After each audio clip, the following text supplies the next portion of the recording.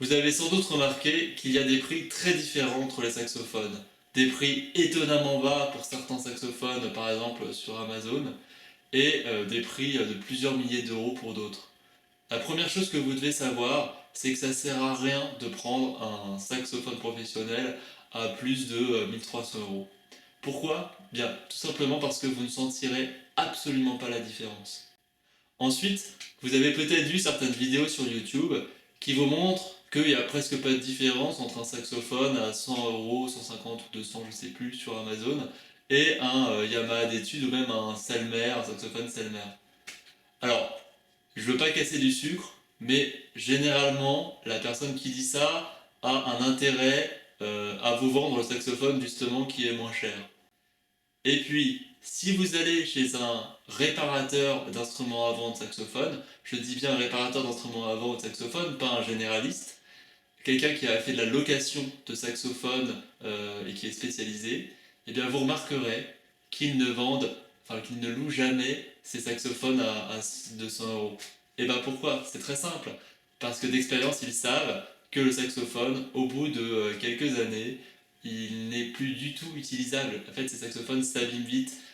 Évidemment, au début, ils sonnent pas mal, mais les matériaux ne sont pas de bonne qualité, la facture n'est pas excellente, et donc ils vont très vite s'abîmer. L'autre raison aussi, c'est qu'ils sont souvent moins justes, ils ont des problèmes de justesse, ils sont plus difficiles à régler ou pas très bien réglés. Donc, cette apparence de bon jeu qu'il y a sur certaines vidéos avec ces saxophones-là, il ne faut pas se leurrer, c'est aussi une apparence. Cependant, ça peut être un bon choix si vous n'êtes vraiment pas sûr de vouloir continuer le saxophone et si vous acceptez l'idée que vous aurez des grandes difficultés à revendre votre saxophone et aussi qu'il puisse s'abîmer. Mais si vraiment il coûte pas cher, pourquoi pas? Cependant, un très bon saxophone d'étude, par exemple le Yamaha que je vous recommande et qui est presque tout le temps en fait mis en location dans des magasins spécialisés, va se revendre très bien. Il sonnera presque tout le temps juste. Il y a très peu de chances que vous tombiez mal. Aussi, vous pouvez avoir l'envie de prendre un saxophone d'occasion. Alors, ça peut être excellent, mais attention, faites-le essayer par un professionnel. Sinon, vous avez de grandes chances de vous faire avoir. En fait, c'est très simple. Si vous achetez un saxophone d'occasion peu cher, mais que par exemple il faut changer tous les tampons c'est la partie ici là sous le saxophone qui est rose, et bien qui est en liège en fait, et bien ça peut vous coûter 600 euros.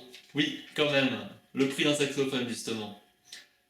Et des fois, c'est très difficile de savoir si un tampon n'est plus bon, puisqu'il peut avoir une bonne apparence et en fait être presque mort.